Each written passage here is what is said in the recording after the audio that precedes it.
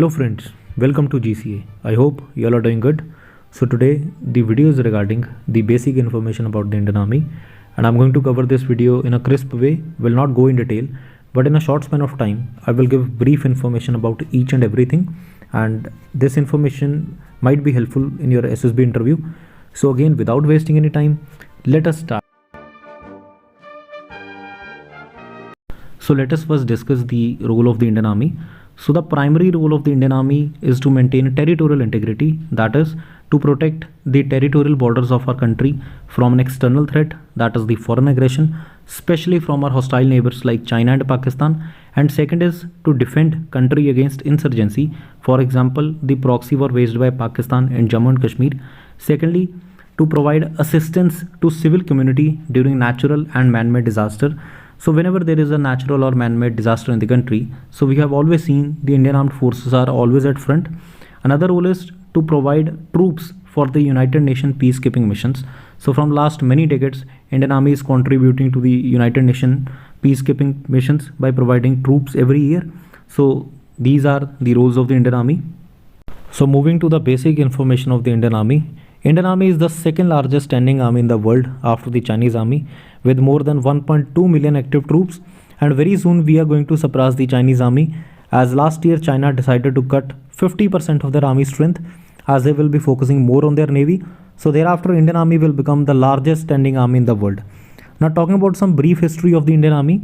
So Indian Army basically originated from the armies of East India Company, which later became the British Indian Army, and the armies of the princely state, they were merged together into the National Army after the independence. So the units and the regiments of the Indian Army, they have diverse histories, and over the years they have participated in number of battles and campaigns around the world. Motto of the Indian Army is service before self, and every year 15th of January is celebrated as Army Day, because on the same day in 1949, Field Marshal K.M. Cariappa, who was then a Lieutenant General, he became the first Commander-in-Chief of the Indian Army when he took charge from the last British General of our Army, Sir Francis. The President of India is the Supreme Commander of the Indian Armed Forces, and each service has its own chief. In case of Army, it is known as the Chief of Army Staff, who is a 4-star general. Till date, only 2 officers have been conferred with the rank of Field Marshal, which is a 5-star rank, which is the highest rank in the Indian Army. The 2 officers are, first is the Field Marshal Sam Manekshaw, who was conferred with the rank on 1st of January 1973. The second one is Field Marshal K.M. Cariappa, who was conferred the rank on 15th of January 1986. Last year, another position was created known as the position of CDS, which stands for Chief of Defence Staff. CDS is also a 4-star general officer who is the most senior serving officer of the armed forces. CDS is a tri-service chief, and it is basically a single point contact for advice on all the military matters by the government.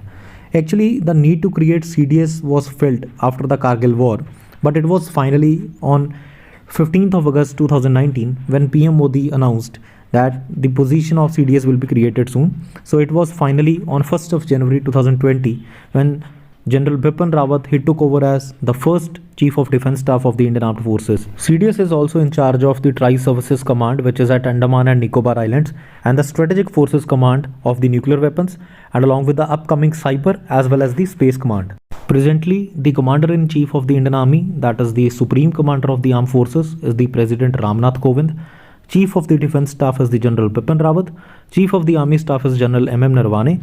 And the Vice Chief of the Army is the Lieutenant General Chandi Prasad Mohanty. Talking about the structure of the Indian Army is divided into total of 7 commands, 6 administrative commands and 1 training command. And each command is headed by an officer of the rank of Lieutenant General. The commands of the Indian Army are as follows. The first is the Northern Command, which is at Udhampur, then the Western Command at Chandimandir, Central Command at Lucknow, Eastern Command at Kolkata, Southern Command at Pune, Southern Western Command at Jaipur, and finally the Training Command is at Shimla.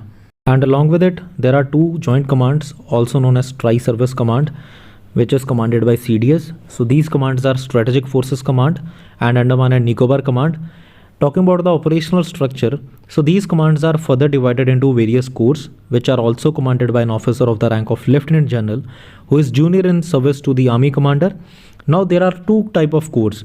The first is the Strike, also known as the Offensive Corps, where the main purpose is to launch an offensive into the enemy territory, and these basically consist of the mechanized troops, that is the armored corps along with the mechanized infantry. The second is the holding, also known as the mountain corps, where the main purpose is to hold the defenses of the country and prevent enemy into entering our own territory. So these corps are further divided into various divisions, basically 3 to 5 divisions, and further 3 to 4 independent brigades, so which are commanded by an officer of the rank of Major General and Brigadier respectively. So presently, Indian Army has total of 37 divisions, including 4 rapid, that is the reorganized army plain infantry divisions, 18 infantry divisions, 10 mountain divisions, 3 armored divisions, and 2 artillery divisions. And each division is further divided into 3 to 4 brigades, which are commanded by brigadier, and each brigade is further divided into 3 to 4 regiments or battalions, or also known as units. So if you want to understand the structure of the Indian Army in detail, I have already made a video. You can find the link from the I button. So on the basis of operational role, Indian Army is mainly categorized into 3 main elements. The first is the combat element. So these are the elements that fight physically with the enemy on the ground, and these consist of infantry, armored corps, and mechanized infantry. Then the second is the combat supporting elements, and these are the elements that support the combat elements with massive firepower and air cover, and these consist of artillery, army air defense, the corps of engineers, army aviation corps, and the special forces. Then the third one is the services, also known as the logistic elements.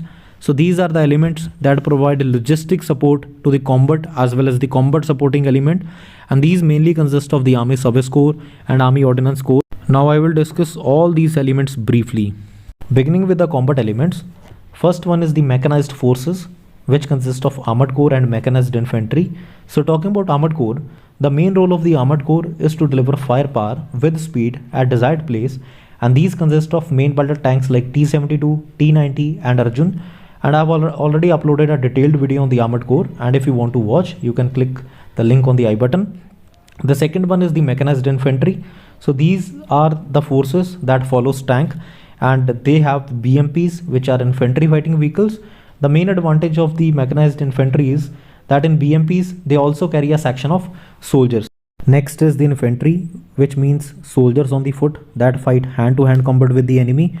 So the infantry is the largest component of the Indian Army, which is also known as the backbone of the army, and it is also engaged in various CI operations in Jammu and Kashmir as well as in the northeastern part of India.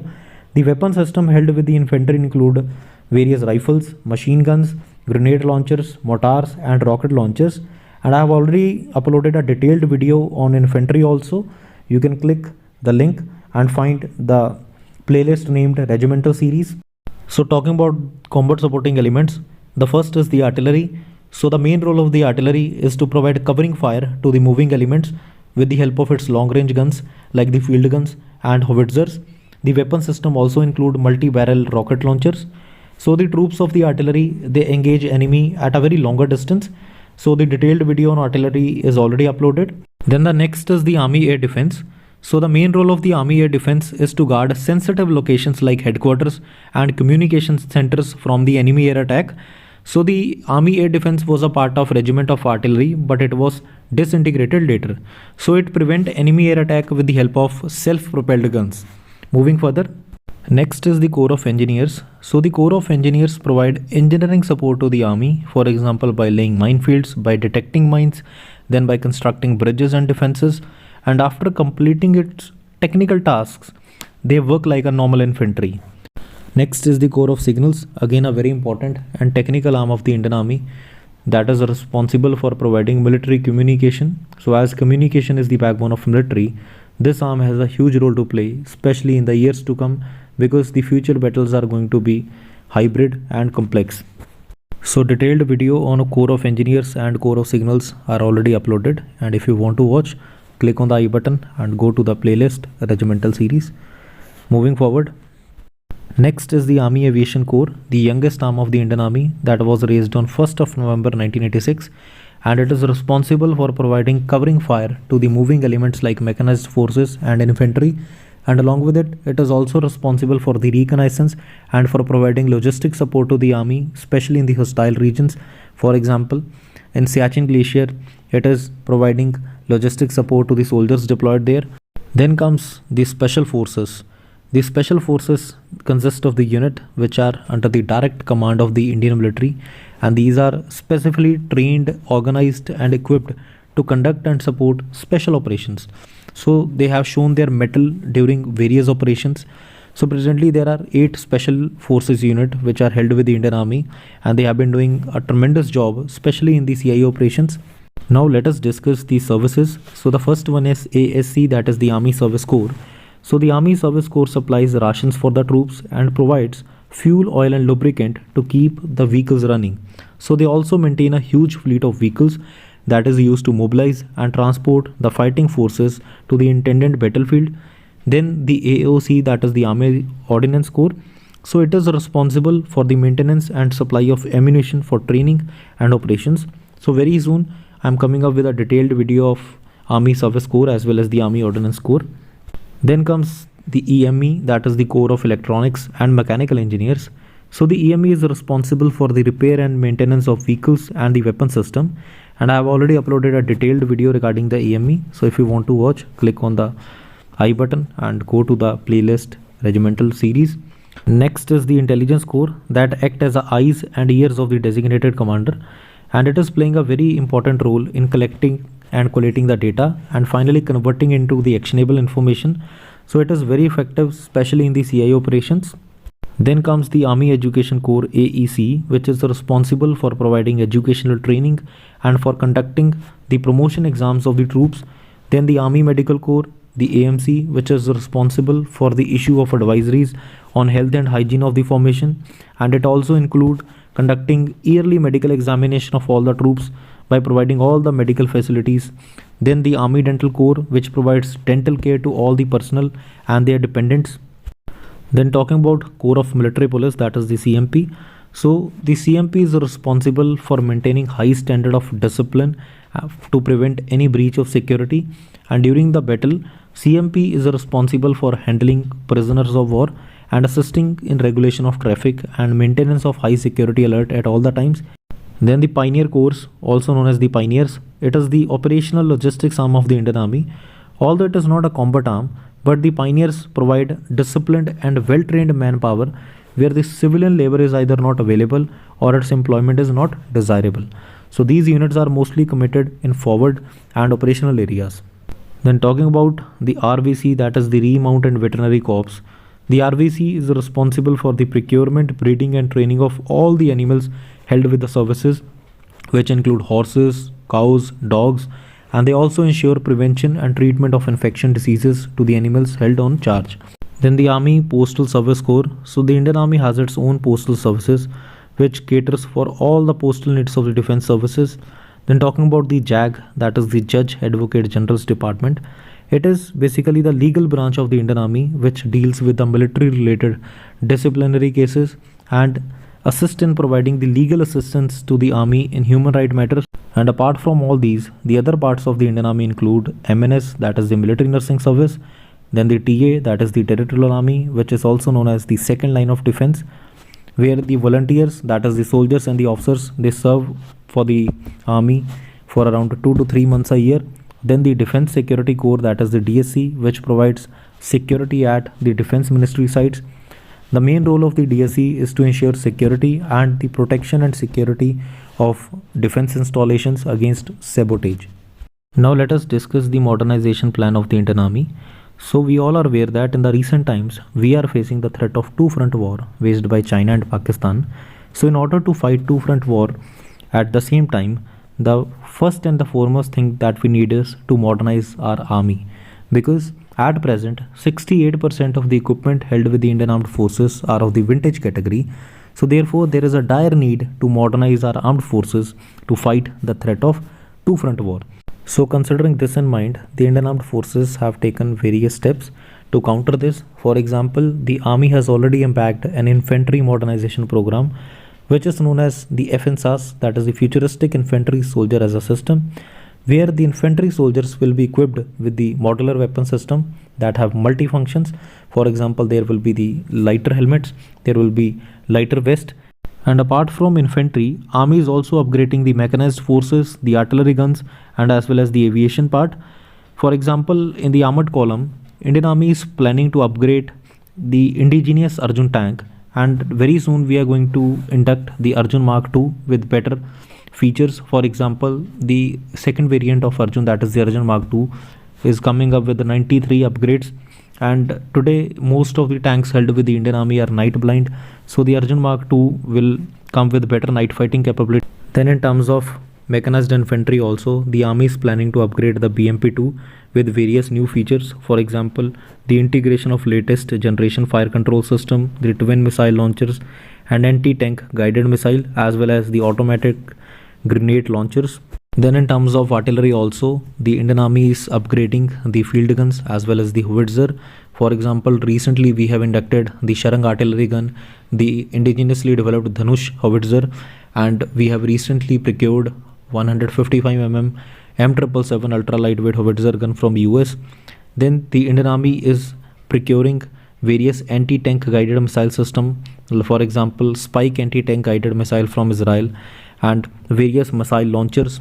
Then finally, a battlefield management system is being developed to integrate various units of the army, for example the mechanization forces, then the artillery, infantry, and aviation branches into digital network that will link together all components of the future battlefield. Very soon we are going to have integrated theater command, and along with it, Indian Army is also planning a new formation called integrated battle groups. And very soon I'm coming up with a detailed video of integrated theater command and integrated battle group that will be helpful for you. Now let us talk about the various conflicts and operations of the Indian Army. So pre-independence also, Indian Army has taken part in number of battles throughout the world. Now talking about the conflicts and operation after independence. So the very first was the first Kashmir War of 1947 after the partition of India. Then there was Operation Polo of 1948, which was the annexation of Hyderabad. Then there was the Indochina War of 1962. Then two wars with Pakistan, 1965 war and 1971 Bangladesh Liberation War. Then there were conflicts with China in 1967. Then in 1984 there was Siachen conflict, where the Operation Meghdut was launched by the Indian Army, and in the same year Operation Blue Star and Operation Woodrose was also launched. Then in 1987 there was Operation Pavan, which was launched by Indian Army in Sri Lanka. And from last 30 years, that is from 1990, Indian Army is engaging in CIA operations, especially in the Kashmir Valley, to fight the proxy war waged by Pakistan. Then in 1999 there was a Kargil war. The Operation Vijay was launched by the Indian Army. Then in 2001, the Operation Parakram was launched by Indian Army after the attack on the Indian Parliament. Then in 2016, the very famous surgical strikes were launched by Indian Army after the Uri attack. And thereafter, there was a standoff between India and China on the Dhokha. Then in 2019, after the Pulwama attack, the Balakot strikes were launched by the Indian Armed Forces, although the major operation was carried by Indian Air Force, but the Indian Army played a huge role in the success of the operation. Then from last year we have seen there was a standoff with China since June 15, when there was a conflict in Galwan Valley as well as in the Pangyong Lake.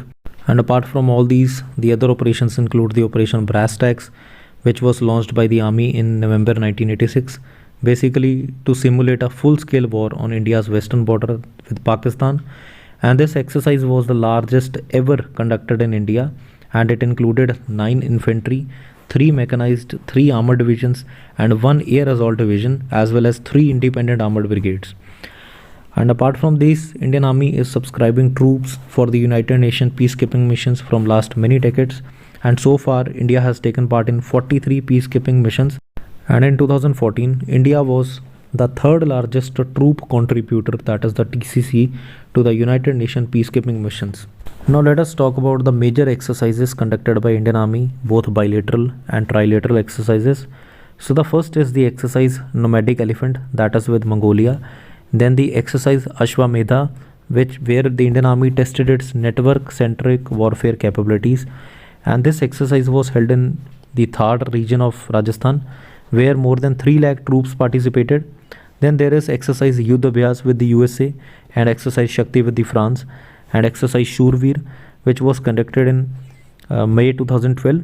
So the Indian Army launched a massive summer exercise in Rajasthan desert, which basically included the 50,000 troops and several hundred artillery pieces. And apart from these, other bilateral exercises include the Sampriti exercise, which is between India and Bangladesh, then the Mitra Shakti between India and Sri Lanka, the Maitri exercise between India and Thailand, Vajra Prahar between India and US, then the Garuda Shakti, which is between India and Indonesia, and Dharma Guardian with Japan. So we have a Surya Kiran bilateral exercise with Nepal and hand in hand exercise with India and China. And we have trilateral exercise, which is the Malabar exercise. So these are the major exercises launched by the Indian Army. Although I have not mentioned most of the exercises here, but these are not important considering SSB in mind. So this is all about today's video, and very soon I'm coming up with similar video regarding Indian Navy as well as Indian Air Force. So till then, keep watching, keep supporting, and best of luck for your upcoming SSB. Jai Hind.